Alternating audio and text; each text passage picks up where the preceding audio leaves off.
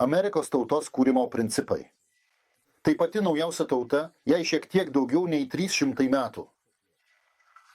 Tai reiškia, kad iš esmės, kuriant šią tautą, jos steigėjai atsižvelgia į tas klaidas, kurias darė Romos imperija, Aleksandro Makedoniečio imperija, Rusijos imperija. Ir šiuo požiūriu, kaip pati naujausia tauta, pagal savo kūrimo principus jie, galima sakyti, gerokai aplenkia kitus, nes atsižvelgia į klaidas. Pabandyk pataisyti valstybės kūrimą tūkstantmetyje imperijoje, tarkim, kokioje nors Osmanų. O kuriant naują imperiją, naują tautą, tai padaryti lengviau. Iškart įdiegus naujus principus atitinkančius užduotis, dabartinės užduotis. Dabartinės užduotis ir tuos, kurie leidžia pagerinti, pavyzdžiui, tapatybės principą. Pavyzdžiui, amerikiečių tauta, tapatybė pagal migracijos srautus. Tai visiškai nauja istorija, kuri apskritai neįmanoma, pavyzdžiui, Vokietijoje ar Prancūzijoje ar Britanijoje. Bet čia jie atsirado ir tai leido amerikiečių tautai iš tikrųjų suformuluoti tautos sąvoką per pilietybę.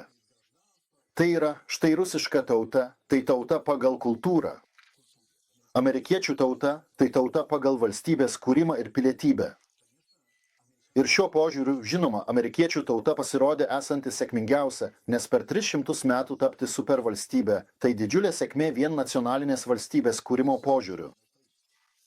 Ir pirmasis, ir antrasis pasauliniai karai, tai milžiniški šio pasisekimo etapai. Kitaip tariant, amerikiečiai laikė pirmąjį ir antrąjį pasaulinius karus kaip amerikiečių tautos valstybės kūrimo stiprinimo dalį, kuri leis istorinėje perspektyvoje aplenkti kitus. Tai yra, kiti kuriasi 1000 metų, o mums reikia šoktelėti į priekį. Ir jiems tai pavyko. Pripažinkime tai atvirai. Jeigu amerikiečiai savo imperiją pradėjo kurti jau nuo pirmojo pasaulinio karo, iš tiesų, taip, jie sustiprėjo. O kodėl tada jie padėjo Sovietų sąjungai? Juk Sovietų sąjungos industrializacija buvo labai stipriai įgyvendinta amerikiečių rankomis, taip pat jų įranga ir panašiai, na ir vokiečių beje. Tačiau su vokiečiais ten buvo abipusė mainų sistema. Iš Vokietijos buvo tiekiama įranga, staklės ir technologijos, o atgal keliavo maistas, žaliavos, mediena ir panašiai. O su amerikiečiais aš jums siunčiau grafiką, ten įdomu. Iš Šautavė į Rusiją eina didelis srautas pagal užsienio prekybą, o atgalinis srautas labai mažas, kelis kartus mažesnis. Ir nebuvo jokios kompensacijos. Na, gerai. Kodėl jie tai daro? Pažiūrėkite, štai šiandieninis pavyzdys – Ukraina. Ar žinote, kiek kartų per 3,5 metų padidėjo Ukrainos valstybės biudžetas? Na, ten pinigus pila ir Europa, ir Eutavei. Biudžetas padidėjo 10 kartų, pas mus padidėjo apie 20%. Ukrainos biudžetas padidėjo 10 kartų. Iš kur? Klausimą suformuluosiu kitaip. Kam Amerikai ir Europai pilti pinigus, ginklus ir panašiai į Ukrainą? Už ką? Kokie motyvai? Na, aš nežinau. Kad mus nugalėtų. Tai kodėl jie mus pastatė 4-ajame dešimtmetyje? 30-aisiais jie mus statė prieš Vokietiją. Tai reiškia, jie tęsė savo politiką subalansuoti Vokietiją. Ir tam jiems reikėjo Sovietų sąjungos kaip atsvaros. Taip, žinoma. Ir todėl jie labai daug padėjo be atlygio, taip. Ar prisimenate vieno iš Amerikos lyderių frazę? Panašią frazę priskiria ir Čerčiliui. Mes padėsime Vokietijai, jei Vokietija pralaimės, ir padėsime Sovietų sąjungai, jei Sovietų sąjunga pralaimės. Na, tokia frazė yra, jis sklando, jos patikimumas toks. Iš esmės taip ir yra. Tai yra balansas. Na, Amerika neturi tokių ginkluotųjų pajėgų, kad nugalėtų visą pasaulį. Vadinasi, reikia balansuoti, užsiimti geopolitiką. O geopolitikoje tai didelis šachmatų žaidimas, kartais taip ir vadinama. Reikia stiprinti vienus prieš kitus. Ir jie stiprino Sovietų sąjungą, kadangi ji liko ir išsilaikė prieš kitus konkurentus Europoje. Taip jie ateityje supriešino Europą. Juk Sovietų sąjunga kariavo būtent tais ginklais, kurie buvo pagaminti tuose fabrikuose, kurios pastatė amerikiečiai, ar ne taip? Taip, be to, jie iš pradžių jos kūrė dvigubos paskirties, tiek civiliniai, tiek kariniai produkcijai gaminti. Tai buvo suplanuota būtent taip. Taip, ir jūs teisingai pasakėte. Taip ir buvo suplanuota. Nauja valstybė atsižvelgia į ankstesnės klaidas.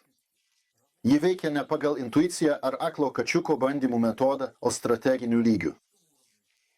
Amerikiečiai planavo karą Europoje ir iš anksto. Jei neturėsite tankų, nekariausite, sudarysite Bresto taiką.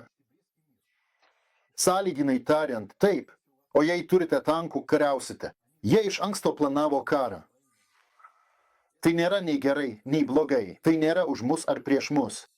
Tai manipuliacija kaip pagrindinis Jungtinių Amerikos valstijų, kaip naujos imperijos veikimo metodas.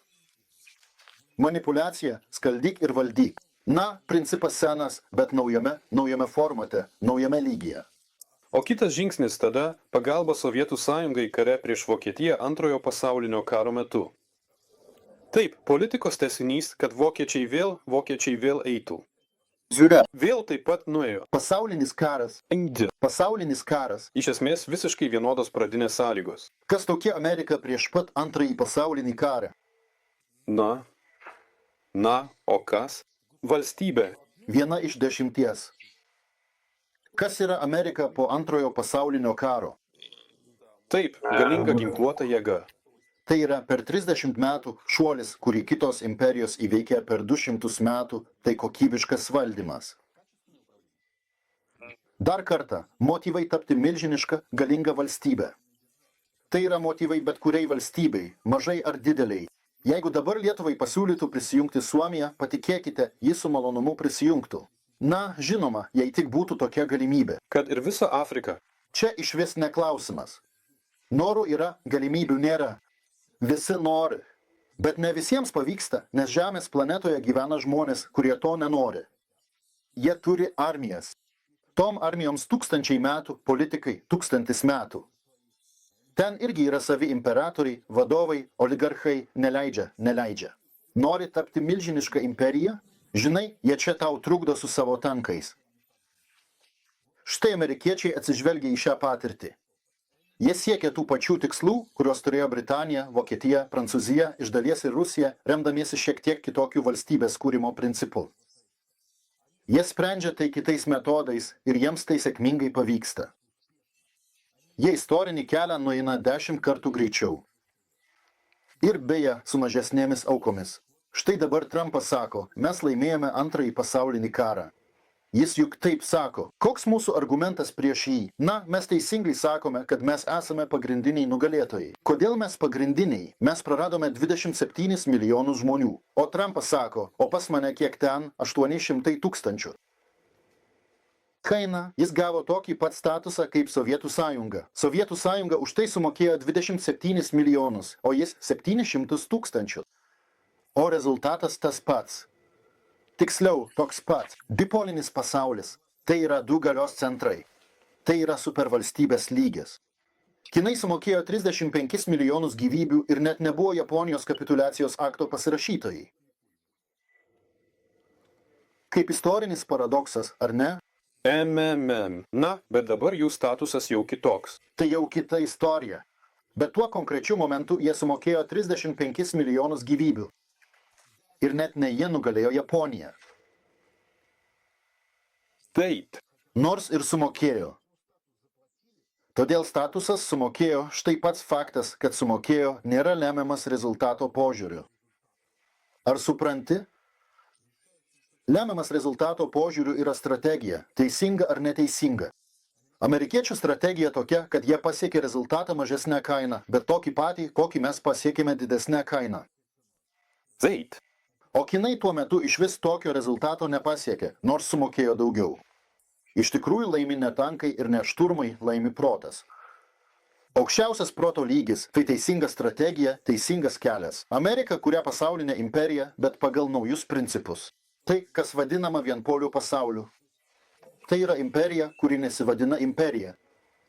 Nesvarbu, kaip ją vadins, esmė ta pati. Paaiškinu. Antra išvada, kurią amerikiečiai padarė iš istorijos, yra ta, kad informacija yra svarbiausia. Na, pirmasis šią išvadą padarė dar Konfucijus, kad karas yra informacija, taip, įvairiais aspektais. Todėl pagrindinę savo investicijas karinėje statyboje jie nukreipia į visuomenės nuomonės formavimą. Ir šiuo požiūriu imperija, kuri vadinama neokolonijinė, kaip ją vadina Putinas, ji nevadinama kolonijinė imperija, suprantate? Nes jie sugebėjo perimti informacinę darbotvarkę. O iš esmės jie gyvena kolonijų sąskaita. Kas yra kolonija? Tai kai teritorija su tavimi ekonomiškai sąveikauja nesavanoriškai lygiomis sąlygomis, tu man, aš tau, o pagal sąlygas. kaip Rusija ir Vokietija. Pavyzdžiui, taip. O pagal padidintos vienos iš šios sąveikos subjektų eksploatacijos sąlygas. Daugiau atiduodame gaunam. Taip. Imkite skaičius ir žiūrėkite. Pasaulinis doleris iš vienų paima, kitiems atiduoda. Prekybos sistema iš vienų paima, kitiems atiduoda. Beje, tai aiškus rodiklis. Jeigu valstybė prekiauja savo nuostolingai, tai yra iš rinkos gauna mažiau, nei į rinką atiduoda, vadinasi, tai kolonija. Skaičiai. Štai Putinas spaudos konferencijoje minėjo amerikietišką skaičių – 52 trilijonus dolerių. Tai yra Amerikos pajamos iš savo neokolonijinio statuso.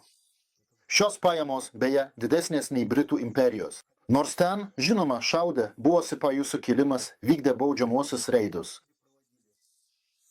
Amerikiečiams pavyko išvengti Britų imperijos klaidų. Jie sukūrė kolonijinę imperiją be tokio visuotinio blogio statuso.